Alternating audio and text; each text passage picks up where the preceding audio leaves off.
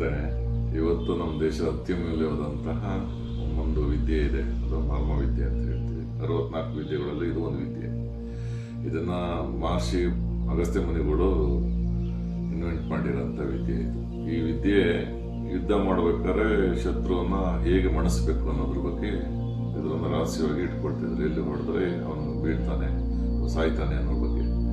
ಇದನ್ನ ನಂತರವಾಗಿ ಕಾಲಕ್ರಮೇಣವಾಗಿ ಇದನ್ನು ಔಷಧವಾಗಿ ಕ್ರಿಯೇಟ್ ಮಾಡಿದ್ರು. ಯಾವ ಪಾಯಿಂಟ್ ಪ್ರೆಸ್ ಮಾಡಿದ್ರೆ ಏನಾಗ್ತದೆ, ಯಾವ ತರ ಬೆನಿಫಿಟ್ ಸಿಗ್ತದೆ ಆರೋಗ್ಯವಾಗಿ ಅಂತ ಹೋಗಿ ಇದನ್ನ ರೆಡಿ ಮಾಡ್ತಾ ಹೋದ್ರು. ದೆನ್ ಇದು ಕಾಲಾಂತರದಲ್ಲಿ ಒಂದೊಂದು ಸ್ಟೇಟಲ್ಲಿ ಒಂದೊಂದು ಹೆಸರು ತಗೊಳ್ತಾ ಹೋಯ್ತು. ನಮ್ಮ ಸ್ಟೇಟಲ್ಲಿ ಇದನ್ನ ಕನ್ನಡದಲ್ಲಿ ಮರ್ಮ ಅಂತ ಹೇಳ್ತೀವಿ, ಸಂಸ್ಕೃತದಲ್ಲೂ ಸಹ ಮರ್ಮ ಅಂತ ಹೇಳ್ತೀವಿ, ತಮಿಳು ಮತ್ತೆ ಕೇರಳದಲ್ಲಿ ಸಹ ಇದನ್ನು ವರ್ಮ ಅಂತ ಹೇಳ್ತಾರೆ. ಇದನ್ನ ಕನ್ನಡದಲ್ಲಿ ಅಥವಾ ಸಂಸ್ಕೃತದಲ್ಲಿ ಮೂರ್ಧನಿ ವರ್ಮ ಮತ್ತೆ ಅಧಿಪತಿ ವರ್ಮ ಅಂತ ಹೇಳ್ತಾರೆ, ಸಂಸ್ಕೃತ ಮತ್ತೆ ಕನ್ನಡದಲ್ಲಿ.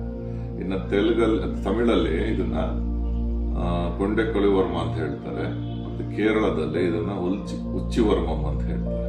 ಆಯ್ತಾ, ಈ ತರ ಒಂದೊಂದು ಪ್ರಾಂತ್ಯದಲ್ಲಿ ಒಂದೊಂದು ರೀತಿ ಹೇಳ್ತಾರೆ. ಇನ್ನು ಟ್ರೆಡಿಷನಲ್ ಚೈನೀಸ್ ಮೆಡಿಸನ್ ಇದರಲ್ಲಿ ಸಹ ಇದನ್ನು GV.20 GV20 ಅಂತ ಹೇಳ್ತಾರೆ. ಎಲ್ಲದೂ ಸಹ ನಮ್ಮ ಇಂಡಿಯಾದೆ ಹೋಗಿರೋದು ಬೇರೆ ಹೆಸರು ಬೇರೆ ಬೇರೆ ರೀತಿ ಹೆಸರುಗಳು ಬಂದಿದ್ದಾವೆ ಅಷ್ಟೇ.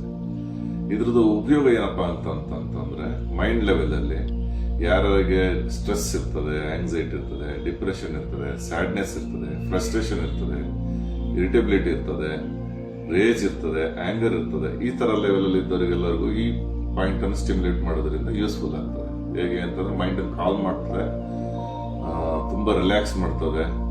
ಅವರು ಪದೇ ಪದೇ ಕೆಲವರು ಕುತ್ತಲ್ಲಿ ಕೂರುತ್ತಾರಲ್ಲ, ನಿಂತಲ್ಲಿ ನಿಲ್ತಾರಲ್ಲ, ಲೈಕ್ ADHD ರೆಸ್ಟ್ಲೆಸ್ನೆಸ್ ಇರ್ತದಲ್ಲ, ಆ ತರ ಮಕ್ಕಳುಗಳು, ಆಟಿಸಮ್ ಇರೋಂಥ ಮಕ್ಕಳುಗಳು ಸಹ ಈ ಪಾಯಿಂಟ್ ಸ್ಟಿಮ್ಯುಲೇಟ್ ಮಾಡೋದ್ರಿಂದ ತುಂಬಾ ಈಸಿಯಾಗಿ ತುಂಬಾ ಕಾಲ್ಮ್ ಆಗ್ತಾರೆ ಮಕ್ಕಳು. ಹಾಗೆ ದೊಡ್ಡವರಿಗೂ ಅಷ್ಟೇನೆ, ತುಂಬಾ ಆಂಗ್ಸೈಟಿ ಇರೋರು, ಡಿಪ್ರೆಷನ್, ಸ್ಯಾಡ್ನೆಸ್ ಇರೋರು ಸ್ಟಿಮ್ಯುಲೇಟ್ ಮಾಡೋದು ಸಾಕು. ಸ್ವಲ್ಪ ಸಮಯಕ್ಕೆ ಜಸ್ಟ್ ಒಂದು ಮ್ಯಾಕ್ಸಿಮಮ್ ಅಂದ್ರೆ 2 ನಿಮಿಷ 3 ನಿಮಿಷದೊಳಗೆ ತುಂಬಾ ರಿಲ್ಯಾಕ್ಸ್ ಆಗ್ತಾರೆ.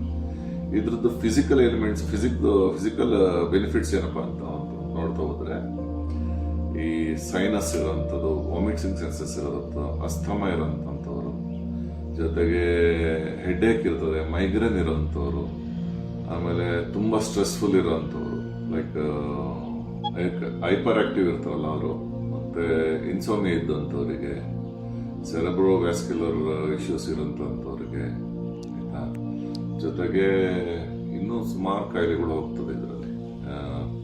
ಇನ್ನು ಹೇಳಬೇಕು ಅಂತ ಹೋದ್ರೆ ಹಾರ್ಮೋನಲ್ ಇಂಬ್ಯಾಲೆನ್ಸ್ ಇರೋಂಥವ್ರು, ವರ್ಟಿಗೋ ಇರೋಂಥವ್ರಿಗೆ, ಈ ತರ ಸುಮಾರು ಕಾಯಿಲೆಗಳಿಗೆ ಇದು ಫಿಸಿಕಲಿ ಹೆಲ್ಪ್ಫುಲ್ ಆಗ್ತದೆ. ಸ್ಟಿಮ್ಯುಲೇಟ್ ಮಾಡಿ ನೋಡಿ, ತುಂಬಾ ಯೂಸ್ಫುಲ್ ಆಗ್ತದೆ ಈ ಕಾಯಿಲೆ.